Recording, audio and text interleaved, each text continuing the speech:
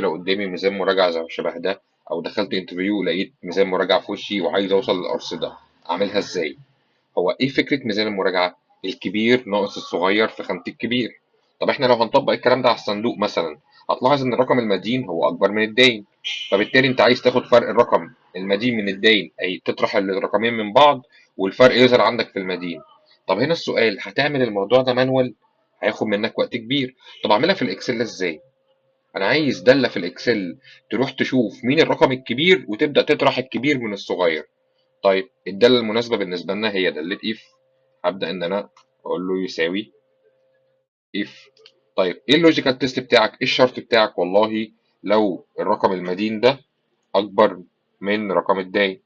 طيب لو ده حصل فعلا اعمل ايه؟ اطرح الكبير اللي هو هيبقى هنا المدين ناقص الداين، فاصلة. طب لو ما تحققش، في ناس ممكن تقول لك اكتب صفر. وفي حاجة أحسن من الصفر، في أحسن من الصفر. أنا ممكن أحط علامات تنصيص شيفت وطه، مسافة شيفت وطه وأدوس إنتر.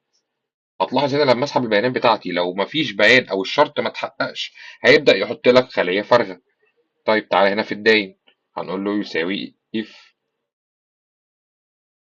اللوجيكال تيست بتاعي المرة دي هعمل العكس، هسأله أقول له والله لو الرقم الداين أكبر من رقم المدين، فاصلة.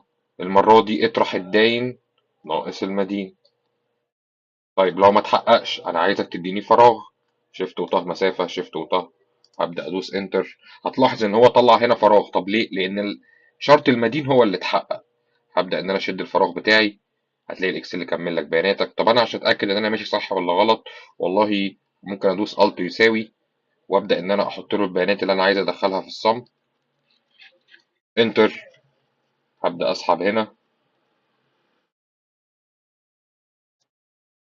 كده انا عندي ميزان المراجعة بالارصدة تساوى، وكده اقدر اقول ان انا خلصت ميزان المراجعة.